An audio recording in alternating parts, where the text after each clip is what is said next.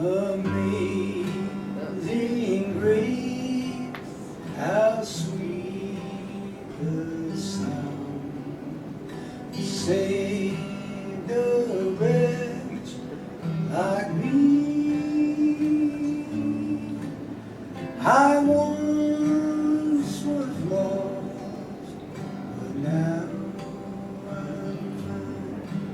Was blind, but now I see.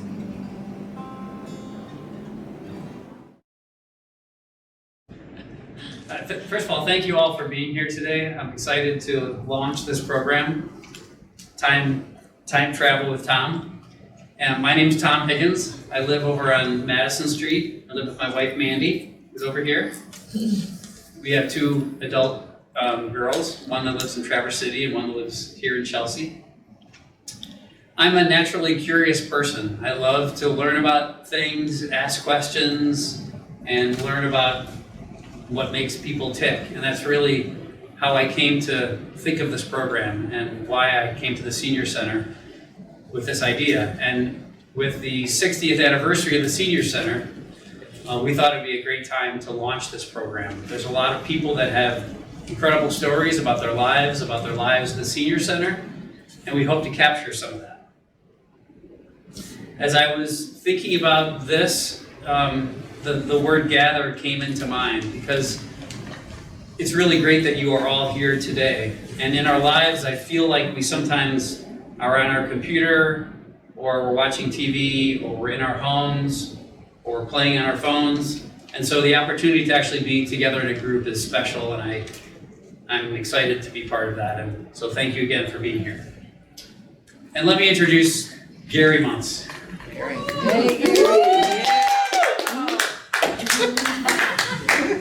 Thank you, Gary, for being here.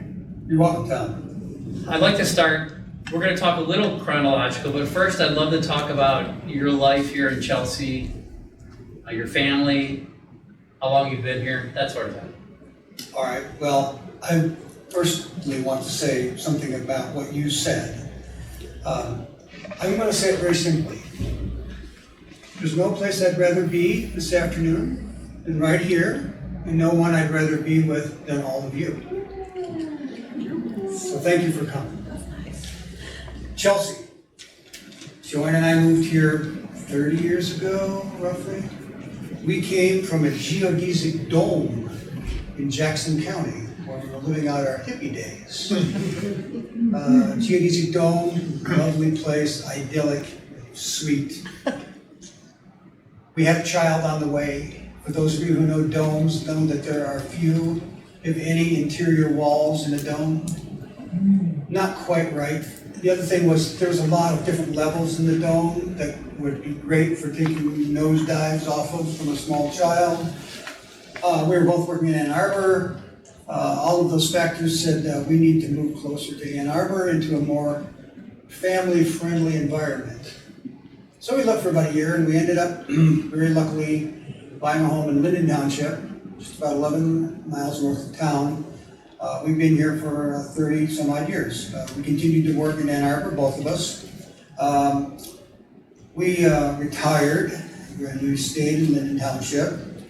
Like many of us who retired, it was faced with the question of how do I prevent myself from watching old Western movies and smoking cigarettes on the couch. I was terrified of that. I didn't know what to do. There's no rehearsing for retirement. You don't get a chance to practice it or try it out or do whatever you do. So I decided, okay, I need to do something. I need to be busy. And if you take nothing away from today's conversation, it was that I severely misdefined the word busy. I defined the word busy as being seen in public doing things. I'll circle back to that definition in a moment. So the first place I went was where I'd come from. I went to the Chelsea District Library because the last 15 years of my professional career, I'd worked at the University of Michigan Library. I got there through a really roundabout weird set of circumstances, which you'll hear more about later. I knew a lot about libraries. I thought, I'll go to the Chelsea District Library. I already had a relationship with them. I thought, I helped them out with public computing. I thought, I'll go there and volunteer. So I went there, and they immediately realized that I was one of the foremost experts in libraries in the world. And they put me in the basement, scanning books that would come in, that people would donate and leave there. So every Tuesday morning, I would go there and I would scan these hundreds of books to determine if they had any value, resale value. They would be part of the book sale. They would be part of a collection that was called the Primo collection, which means they looked like brand new. Their content may have been crap, but they looked really good, so we could put them out and sell them. So anyways, I started there. At the same time, I was also, I had a great affinity for wanting to do something to help people who were ill or feeling badly or poorly or whatever. So I knew had a friend that worked at the hospital. She was a development officer at the hospital. And I said to her, I said, Judy, I said, I'd really like to volunteer at the hospital to do something, but I'd like it to be patient-facing. I don't want to be in the basement sorting books necessarily at the hospital. So that was like Monday. That was like on a Monday. So she calls me and she said, can you come in for training on Wednesday and start volunteering on Friday? And she wanted me to be the concierge at the newly opened cancer center at the hospital. My reaction was, oh shit, I can't do that. I don't know anything about hospitals, I don't know anything about cancer, I don't know anything about talking to people who are having these moments in their lives that are life-changing moments. Well, so anyways, I did it. And for a long time, until they actually were hiring somebody, but they hadn't completed the hiring process. So, long story short, and I still do that 10 years later, 11 years later. I still am at the library, and I still am at the senior center. At the hospital. The senior center was the third leg of the stool. I came in at the senior center with the same idea. I didn't want to join the senior center because only old people join the senior center. I wanted to come into the senior center because they were advertising this C2S2, where it was basically seniors helping other people in the community. And I thought, that's me. I can rake leaves, I can paint gutters, I can, change mouse traps, I can do that stuff. So I ran into this woman here, Trim Pfeiffer. She was the one when I came in to interview, she wanted to talk to me. And I introduced myself, she says, what do you do? I said, I'm newly retired. Oh, what did you do? I told her, and she says, oh. So the next thing I knew, I'm on the board of the senior center, and I'm the president of the board, for God's sakes. So that's the three-legged stool that started all of this. Then that happened within the first year of my retirement. I feel extraordinarily blessed, humbled. I've had such tremendous opportunities at those three organizations and working across purposes at those three groups. It's been fabulous. Okay, so that's pretty much it. There's a million things that I could talk about, but you know me, you know who I am. I've worked with many of you all over the place doing lots of different things, from soup to nuts. So that's sort of how I got here, what we're doing here, and what I do now. I do something a little differently now, but that'll come up in a little bit. Yeah, so that's I love the three-legged stool, and that's a great way to frame how your retirement started. So let's talk about early life. Oh, no. I think I'd like to talk about my early life as a series of small stories or things that happened to me. How many people grew up in a small town in America? Small town?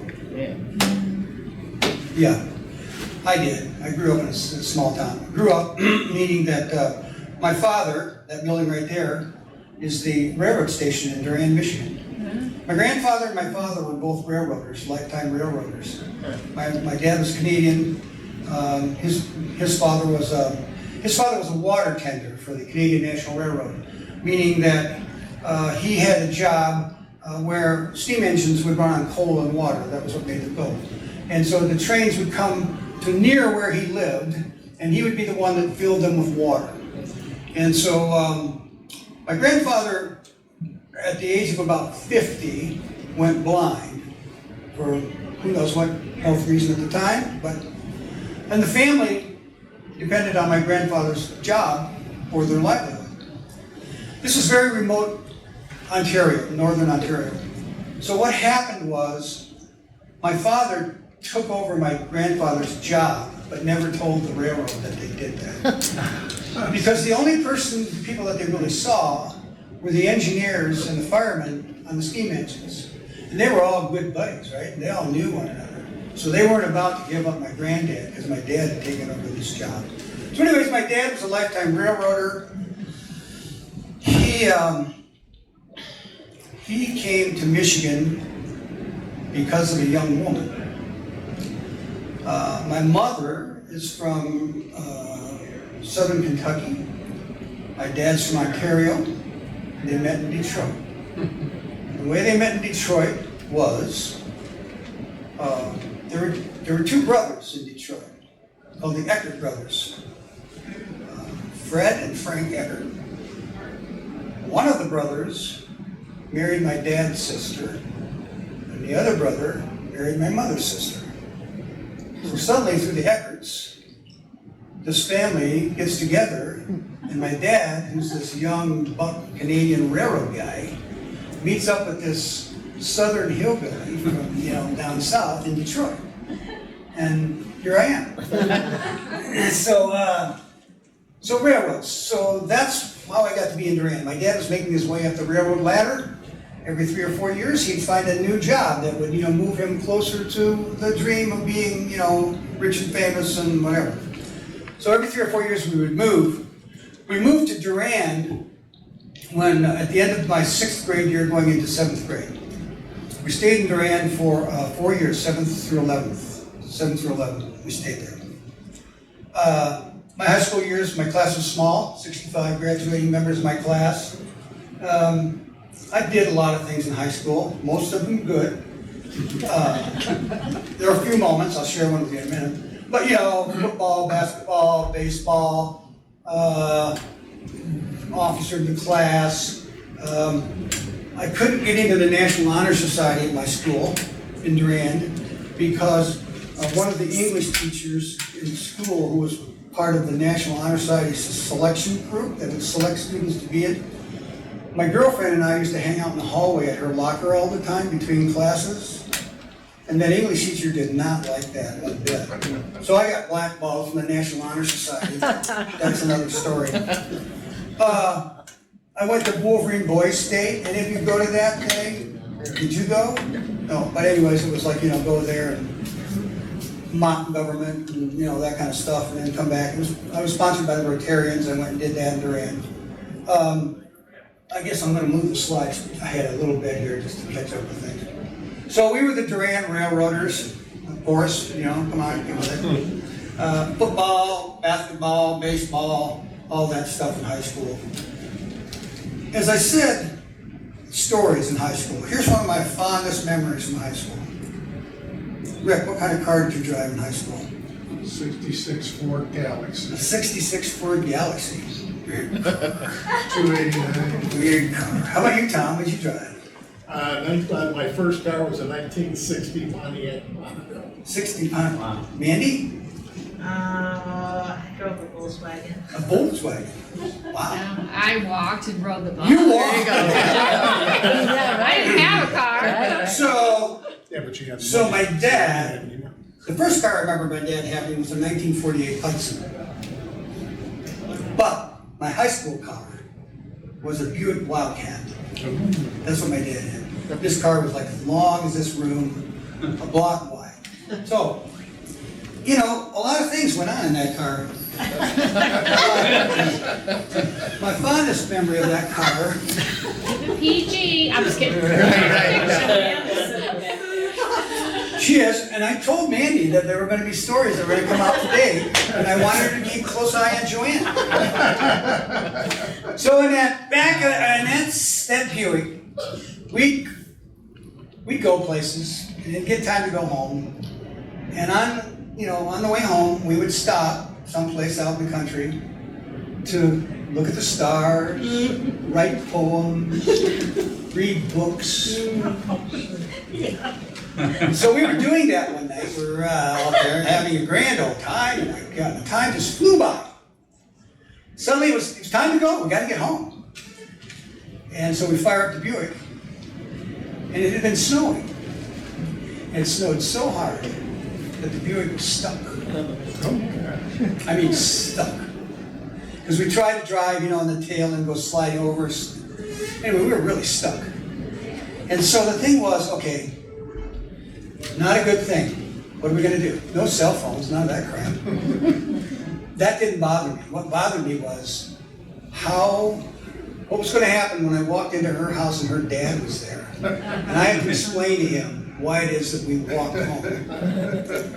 I was scared to death of that guy. He was a big guy, construction worker guy. I don't think he said 3 words to me the whole time that I dated her. So needless to say, I was distressed.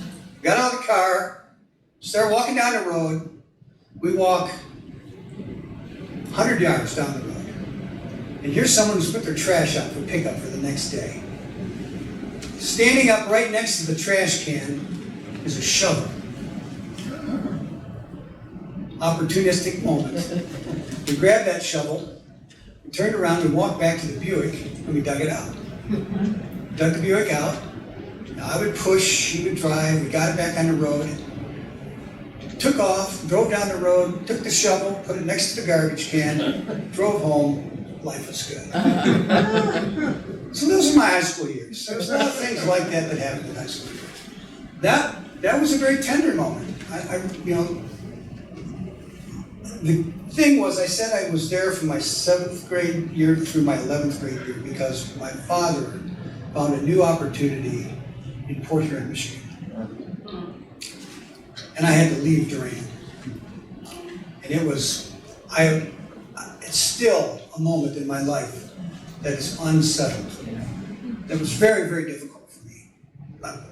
I lost my girlfriend in the thing, all my friends that I'd known and grown up with. All of that was suddenly just gone. I tried to tell my dad that I wasn't going to go. That didn't work out. I had to go. So, bittersweet. Loved Durand. Learned a lot of things there. Small town America. My dad moved to Port Huron. My family moved to Port Huron, Michigan. I went from a graduating class of 65 to a graduating class of 780. Whoa. Jeez. I was stunned. These people had advanced placement classes, AP classes, they were taking calculus, I was way, way out of my league. I didn't want to be there. I was out of my league. It was a recipe for disaster. I met this guy, I met one guy in Port Huron, and I got to be friends with him. Tom. Not that Tom. No. And Tom was going to go to college. I knew what I was going to do. If I had been in Durand, I'd have been in the service.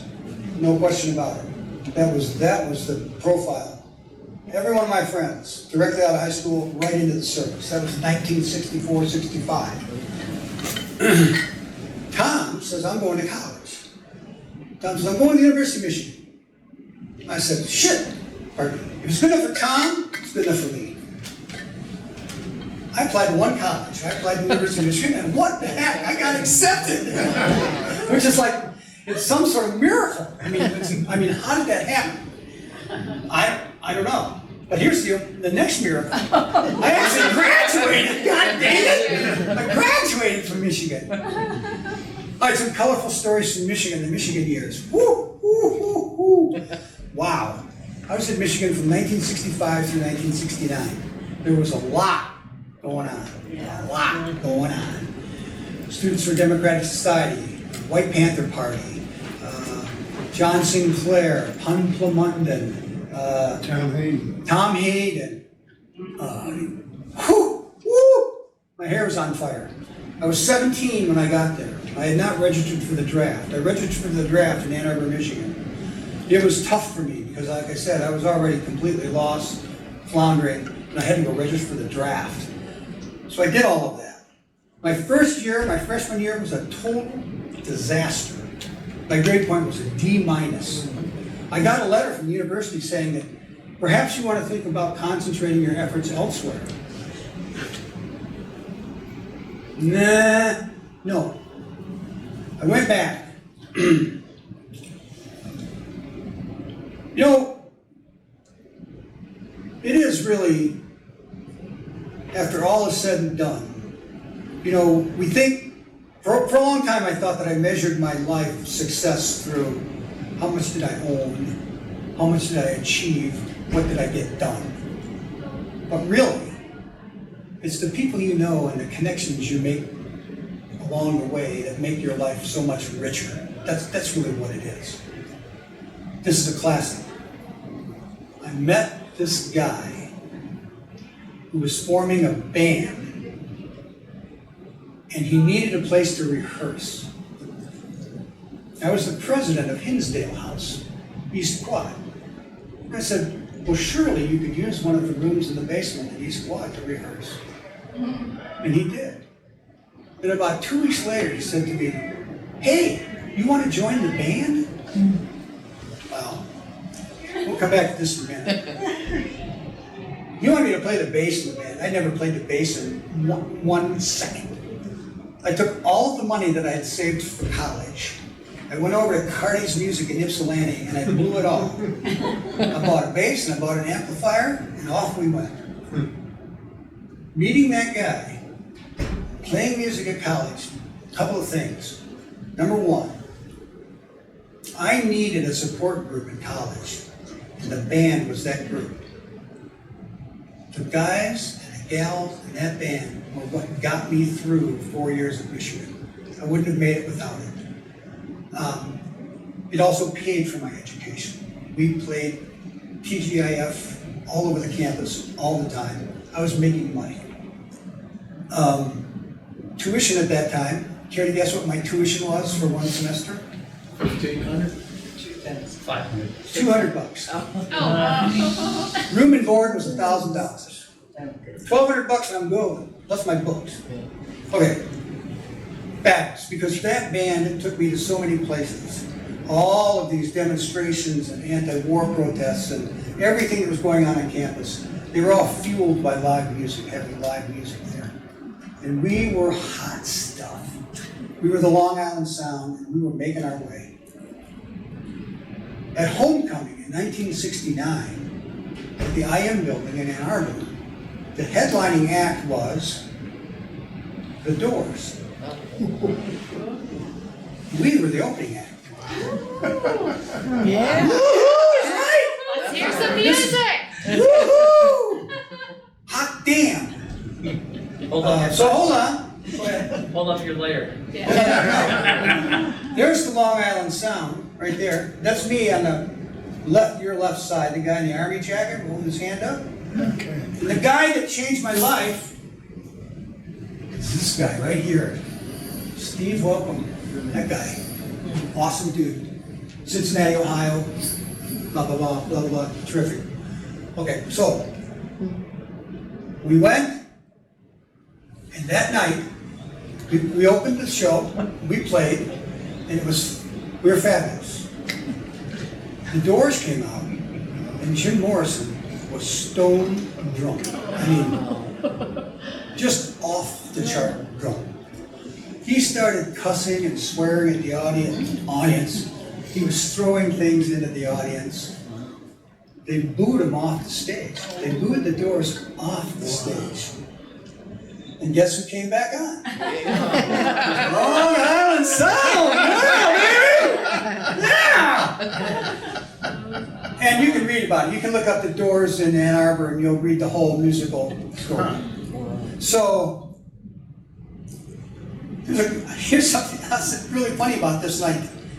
Not only did it changed our whole thing, but the Doors contractually would not get paid unless they played. So we played, and then people left. And the IM building is empty, except for, us and a few. And the Doors come out and they play. Oh. They play a whole set to a handful of people, probably 20 people in the whole. Wow. And I was there for that. So that was an incredible thing. So, if you read this article and other articles, there was also another guy there who I had met earlier in my life. When I went to Wolverine Boys State, you would run for elected office. You would run for this or that. I ran for Supreme Court, and I was a Supreme Court justice. Very foresightful on my part to do this. There was a guy there, he was like driven. Suit coat, button-down collar, tie, from Ann Arbor, Michigan. And I thought, I gotta meet this guy. His name was Jim Osterberg.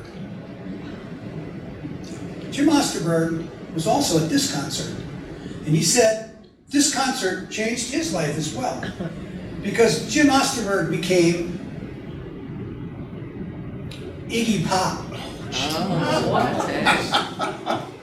Iggy Pop. He credits this concert with enlightening him about music. So Iggy Pop, if you don't know Iggy Pop, cornerstone of what we know as American rock and roll. Okay. All right, so that's Michigan, right? So let's move on. So after Michigan, the band Long Island Sound was going somewhere. We changed our names to the Floating Opera. We, through hook or crook, whatever, we got a recording contract with Atlantic Records. We were playing in Cincinnati. Somebody heard us in Cincinnati, said, oh boy. And so we were signed to a subsidiary of Atlantic Records called Embryo Records, and our producer was a gentleman by the name of Herbie Mann, who was a jazz flute player. So a couple things happened. Number one is we started touring. I mean, oh, it was vicious. It was 350 days a year on the road, in the back end of a big orange Dodge van, driving all over the country. We played at the Fillmore East, we played at the Fillmore West, we played every place in between. We played at the Erie Ballroom in Chicago. We played in front of thousands and thousands of people. And then we went to New York and we recorded an album. You can send a copy to Tom earlier. And the album came out right at a time after we'd been on the road for some long period of time. And I think I used the word earlier about the traveling was vicious in many ways. That era was the era of people like Janis Joplin, Jimi Hendrix, Jim Morrison, to name a few. And I think you can see there was a lot of commonality in what happened eventually to those people. So every one of those people who were super famous, there were thousands of bands out there trying to become famous by doing the same thing, traveling relentlessly from place to place, trying to make your mark in music, trying to be the best that you can possibly be. That's the big orange van. Okay. That's me back in the day, getting ready to go on the road. So there's one of the Fillmore West. We played out there. We played it with Big Brother and Holding Company, other big bands. When we were in New York recording, we played a lot at the Village Gate. We played there. This is me in the recording studio with my good friend Steve. We're in there, and that's the drummer in our group, Artie. This is yours truly. This is the album. You can look it up. I won't play any of it now. But what happened was, I reached a point on the road where I had a moment of reckoning. I went in to play at a place in Champaign, Illinois, where we'd played at previous years. We were on the circuit. I went back to play in Champaign and walked in the door. We knew all these people in all these clubs, all the sound people, the bartenders, the wait staff, all those people, we knew them. And I walked in that door, and here they were, these people that I hadn't seen in a year and a half or so. And they looked terrible. I mean, they looked really terrible. Yeah, not your picture of health. And I said to myself, whoa, they look like that to me. How do I look like to them? And I knew how I looked like, not good. So I went to Steve and I said, Steve, I'm done. I'm going home. I'm done. And I left. Went with Champaign back to Ann Arbor. I put my music stuff in the closet. I said, I'm never playing another note again, ever. Because I had been badly bruised by this, and I just needed a way to recover. And my way to recover was to say no to anything musical. So what did I do? Got a job working on the railroad! I worked on the railroad as a kid. My dad put me to work at the summertime in the railroads, you know, try to make some money to go to college. I worked there, my dad worked there, my brothers all worked there, blah, blah, blah, blah, blah, railroad. So I worked for the Ann Arbor Railroad. I went down and signed up for the Ann Arbor Railroad. They gave me an application, and it said, highest grade of education completed. And I checked 12th grade. Because I knew I didn't want to let them know that I was a college grad, because that wasn't probably going to be the kind of person they were looking for to do the work that I was going to do, which was track repair, replacing crossings, manual labor, outside all the time, 365 days a year, working on the railroad. I loved it. I loved it. I worked with a small group of people, 4 people. We replaced railroad crossings. We replaced railroad crossings from Toledo to Howell. And that's what we did, just the 4 of us. We were like the band of brothers. The other thing we had, there would be train wrecks or train derailments. We would be part of the crew that would go there, and we would work from the time we got there until the time the tracks were cleared and new tracks were laid. Sometimes that was 100 hours. We would work 8 hours. We would get 4 hours off to sleep in the truck. They'd put us back out there. They'd feed us every 8 hours, and we went and worked for the railroad for a long time. One day, I had another epiphany. I said, I can't do this for a long, long time, 50 years, right? So I quit the railroad with no plan. So I'm walking down the street one day, la-di-da, poop-de-doo, buddy taps me on the shoulder and says, hey, Gary, we're playing at Mr. Flood's party on Friday night. You want to come and sit in? I thought, oh, shoot. I swore I was never going to play again. Well, I went, and I started playing. That's me right there. Got the ZZ Top thing going on, right? This was part of my thing because, like I said, when I came back from being on the road, I was badly bruised, and the hair and the beard, to me, was a way to hide. I was hiding behind my hair and my beard because I didn't know what I was doing or where I was going, but I needed to hide out. So I started playing in floods. This picture here is probably from about 1974 or 75, 76, somewhere in there. The fellow in the left of the picture up front is Michael Smith. He and I still play together today. Various forms, so we're still playing. I played at Mr. Flood's party. Mr. Flood's party closed. We closed. And then we moved over to Joe's Star Lounge on Main Street. That closed. Then we moved down to the Cavern Club. That closed. Then we moved over to the Blind Pig and played there. So played Friday afternoons a long time in Ann Arbor. And that's where I first saw this young woman. Very good. All right, so anyways,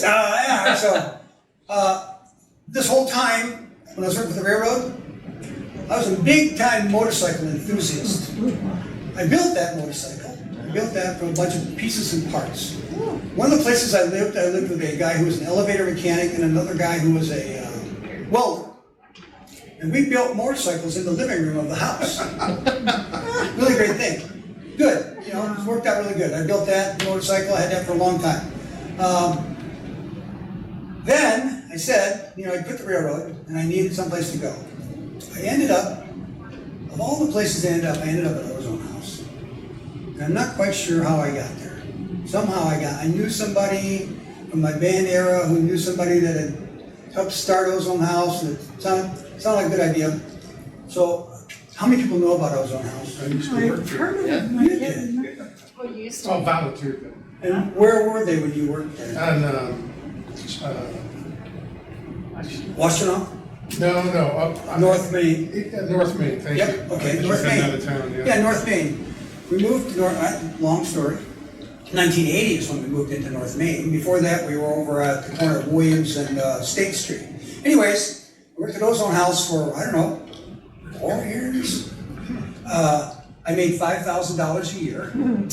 And, Ozone House was co-housed with Drug Help at that time, and the community center, which was like a gathering place where people would come in and do, it was like the original maker space, where streetless homeless people could come in and have, arts and crafts and things like that. So I worked at Ozone House for a while. Meanwhile, back at the ranch, still playing at Floods. One day we're playing at Floods, and it was past the pitcher, and there were 4 of us, I think. We made $40 in the pitcher. And so that's screwy. So 4 of us said, screw that. Let's buy instant lottery tickets. So we went down to Campus Corners and we bought instant lottery tickets. We bought however many you buy, 40 of them or something like that for $1 a piece. 10 of them were, like winners. So we won 10 more tickets.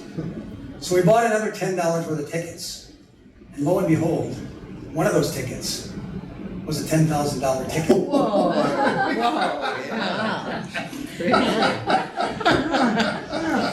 I've been working on the railroad. Remember working on the railroad? Working all those hours, hundreds of hours. I made a lot of money in overtime on the railroad. And I put it in the bank. Now suddenly I'm also given another $2,500. And it's like, wow. So the choices were invest in a local business. One of them was a printing business down in Southview or someplace in Ann Arbor. Went on to, I don't know what the name of it is, a big place. It's there now, it's still there. On Southview? Well, I was over, they were on Liberty. Yeah. Yeah, whatever that place was. But I passed up on that opportunity. The next one was to buy a house. I was dating a young lady at the time. We had enough money to either buy the house outright or put a significant down payment on the house. And then we came up with this brilliant idea. Let's take a trip. We got all this money, let's take a trip. Yeah. We did. We started in London because one of my former bandmates lived in London. And, okay, that's a good place to start. So we went to London. And we did Scotland. And we did Ireland. And we did Wales. Then we crossed the English Channel. We did every country in Europe. Sweden, Finland, Paris, France, Luxembourg, Italy, you name them all. We went from Italy to Crete. We went from Crete to Greece. We went from Greece to Israel. We spent some time in Israel, then we traveled south from Israel into the Sinai Peninsula because the Red Sea was down there. And we were looking for work.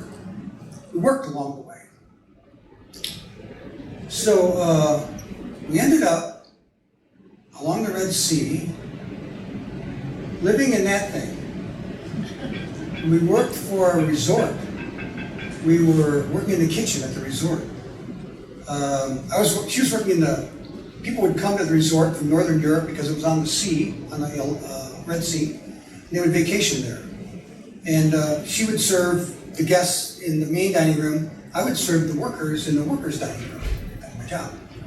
So then what happened was, while we were working there, we're getting room, board, and we're getting money. We're getting paid some minimal amount, and we're accruing vacations. It's a great thing. So I got a vacation, and on my vacation, they offered scuba classes there. I thought, that was a great idea. So I took the scuba class, and it was taught by the Israeli army. And it was one of the wilder things that I've ever done in my life, honest to God. it was like, for me, it was a near-death experience. This guy would make us do some of the weirdest shit. Wow. He'd put us underwater. He'd he'd have a partner. He'd put us in about 15 feet of water, take us down to the bottom. We're sitting on the bottom. And then he would come around and he would like turn my air off and rip her mask off. And then, when you turn the air off, he would deflate or inflate our buoyancy compensator. So one of us wants to rocket to the surface because he's inflated. The other one is blind and I have no air.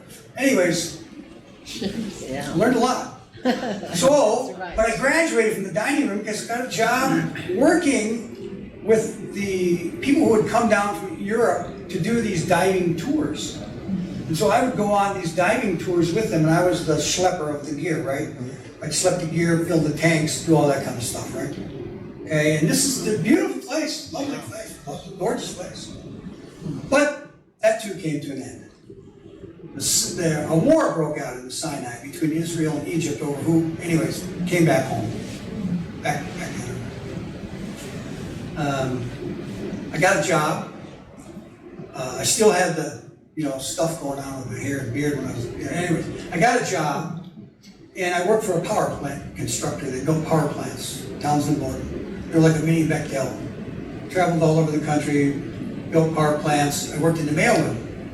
So that's a teletype machine there. That's a modem on your left side there. Some of the first computers, the first IBM PC computer, blah, blah, blah, blah, blah, blah. Here it is. There it is. Remember that gal that I saw? 1990. 1990. All right, so I'm going to dispense with the slideshow. So, Joe and I had known each other for some time because we were in this crew that hung out at Mr. Flood's party, and we also played a lot of softball together. And we got married when we were still living in the Dome. That's when you heard about the Dome, right? So we got married, we were living in the geodesic Dome, and so we moved to Chelsea. So that sort of gets us to Chelsea, and we talked about the three-legged stool. And I'm going to pause there for a minute because there's a part of my life that I have to tell you about. That's this part. When I was 12, my mother played a little bit of guitar. She learned it from her older brother. Her older brother was Reuben Brown. Reuben was quite a good player, singer player. When I was younger, I played with him several times. I learned a lot from Reuben. But Reuben taught my mother taught me. I started playing when I was 12. I've been playing for 66 years. Joe Schroeder, FaceTime. I don't know what my life would be if it hadn't been for my mother and that guitar. As you can see through this, music has been part of my life. And it was about 10 years ago, relatively not long ago, where I one day realized that, wow, not everybody does that. Because I took it for granted. I just took it for granted. Something I'd always done. It had always been there. I'd done it through good times, bad times, as you'd heard. But it dawned on me how much it had changed my life. For the better, I might add. You know about my history of playing in high school, playing my mother teaching me, learning those songs, played in high school, played in college. Brief respite because my head was all screwed up and I couldn't figure out where I was going. To beginning to play again and again. And I want to say that it's almost like full circle. Because I started playing my guitar in my bedroom all by myself. I listened to the radio, the AM radio, and I would try to learn these songs, and I would try, and I would try. And I went through the whole thing of big band, on the road, lots of gear, equipment, blah, blah, blah, all that stuff, traveling around. I still play in a large band, But my music now is much more like my music then. It's smaller, it's more personal. Today, for example, my music is, I play 2 days a week at the Chelsea Hospital, in the hospital in Ann Arbor, Trinity in Ann Arbor. In Chelsea, I've been playing there for 10 years. My first 7 years, I played guitar at the behavioral health unit, which was inpatient mental health care, which has since been closed. But now they sort of forwarded me over to the acute rehab center, where I play there on Monday afternoons. And I usually go into the rooms with a patient, and we find some musical common ground, and we just have at it. Then, the other thing that came along was playing at the neonatal intensive care unit in Ann Arbor. I go there on Thursdays. I was not ready for that environment. For those of you who are familiar with any kind of intensive care unit, particularly neonatal unit. But I gotta tell you that I couldn't be happier being there. For me, personally, I really don't see the babies too much because they're in the incubators and they're covered. But the nurses and the people there tell me that they can see the impact that the music has on the babies because of the monitors that they're attached to the babies. Yeah, thank you. So it's a very precious thing. And then I play a lot of farmers markets and I do all that kind of stuff. I know we only have a few minutes left. I'm going to suck it up, but it goes like this. I want to talk about the Senior Center and what the Senior Center has been to me in my life. I came here, as I said, right after I retired. It's been 11 years now. I mentioned I was on the board. I was on that, president of that board. We had the opportunity, like the Senior Center always does, is to find some way to be always trying to do the best that we can do for this older population in our community. You know, when I started, we needed a little IT help when I started. So, you know, we needed files, like back-end office stuff, file storage, desktop computers. Then we went to a wireless network. Then we installed my Senior Center kiosks that you see here. We went on a big fundraising campaign to try to raise some money. We applied for a grant through the Glacier Hills Legacy Fund. We were one of 5 or 6 recipients from that fund. The AN van is a product of that. Our work with Wave Bus in terms of free ridership for our members is part of that. I'm still continue on with the Senior Center, ukulele group across the hall. I thought, well, it's time we have some music at the Senior Center, so we started a ukulele group. It's still going on, so that's like 8 or 9 years old. And then now we have on Wednesday afternoons, where's Rose? We have the jam session on Wednesday afternoons. Rose attends that. We have about 12 to 15 players that play there, and we probably have just as many in the audience that come there. So that's sort of where my Senior Center thing is. I love it. I love being here. It's a fantastic thing. I am on the board of the library, so I continue my affiliation with the library. You've heard about my continuing adventures with the hospital. So that 3-legged stool that we started back in 2014 is still pretty functional today. Believe you me, it's not looking for a 4th leg. It's oftentimes thinking about, can you run a stool on 2 legs? Oh, yeah. That's a question. Or possibly 1 leg. But anyways, it's been great.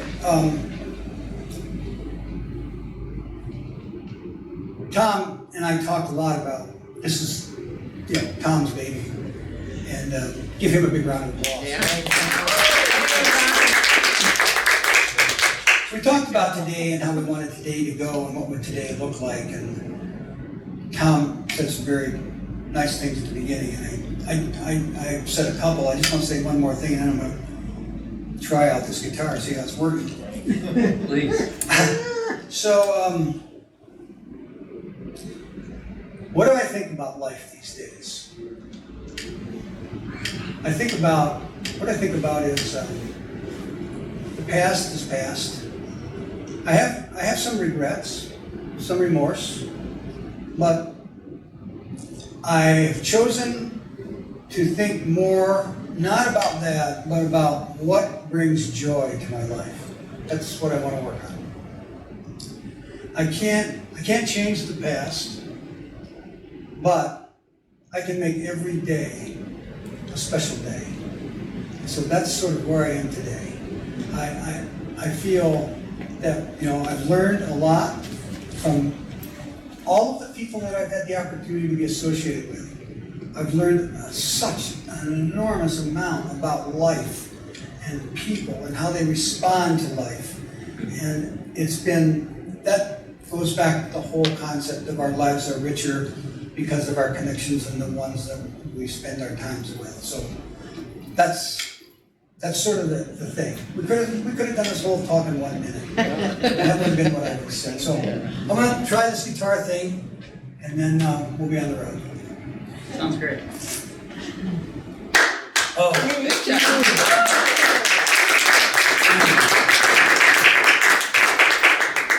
I wanted to applaud now, because I didn't think I'd be able to. I know. I appreciate that, Tom. You know the way to the door?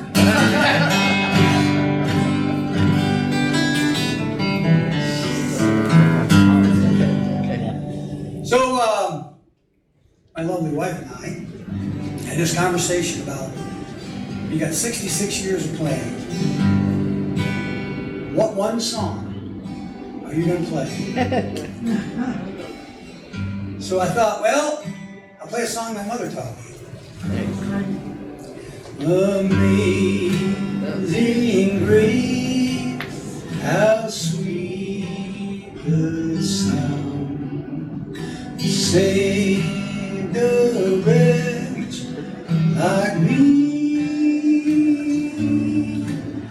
I once was lost, but now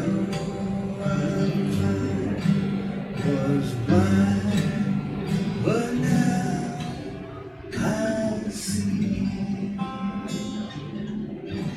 Beautiful. That's not the song we chose.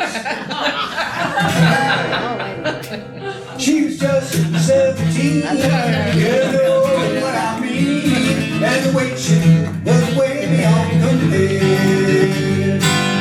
I never danced with another. Ooh, I saw her standing there.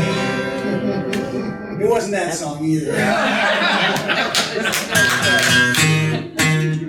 Working on the railroad. Close. Hear that train coming, rolling around the bend. Can't see the sunshine, says I don't know when. I'm stuck in Folsom Prison. I'm driving out. And that train keeps rolling. I'm down the standing. That's not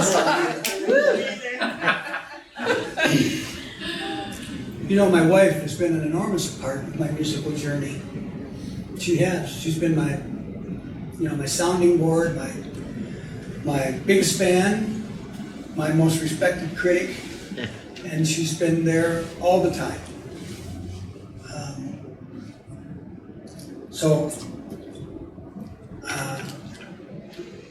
There's two things. A quick story about guitars. When I retired, I told my wife I wanted to learn more about guitars and study guitar. I had one guitar. And I had that one guitar because when we were courting, I said to my wife the same thing. I'd like to play the guitar more, but my guitar is so terrible that I just can't play it. So she went out. She bought me a brand new guitar. And that was a watershed moment, because now I was happy to sit down and play the guitar because I had such a nice guitar. A few years ago, as I said, I was studying the guitar more and more. I was experimenting with some alternate tunings, which means you need to change all the tuning of the guitar to make these sounds. And then when you're done, you got to tune it all back. Need another guitar. All the years of my life, I only had one guitar. I was not about to buy another guitar because I just couldn't break that bond that she had given me this guitar. And it was my guitar for the rest of my life, and I would never, ever change that. Until one day I'm explaining to her that I gotta do all these tuning back and forth, and she says to me, well, you need to go out and buy another guitar. That's one story. So I was courting with my wife, and it was her birthday.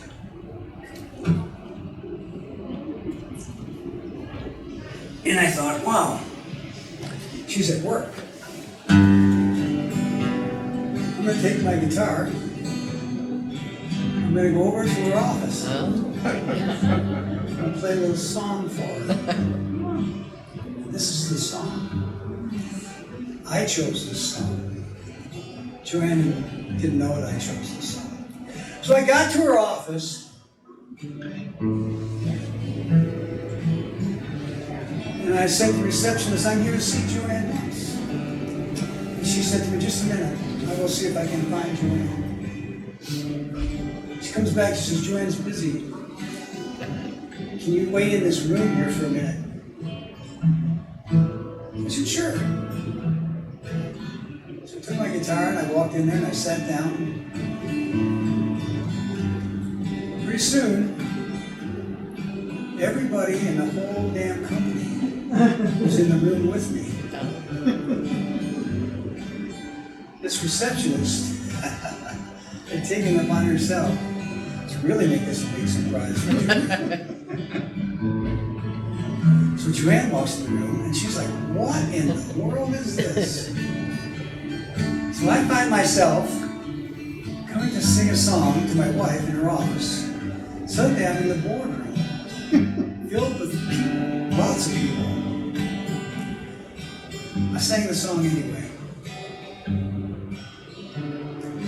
Love me tender, love me sweet, never let me go. You have made my life complete, and I love you so. Love me tender, love me true, all my dreams fulfill. For my darling, I love you, and I always will.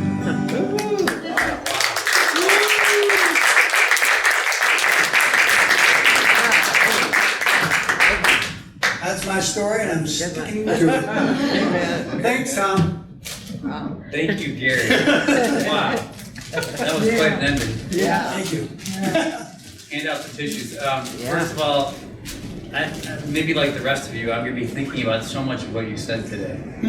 Because it was inspirational and it was, I don't know, just the pathways and it just makes me think a lot. Good. So I want to say to everyone, thank you for coming. Thank you for gathering together.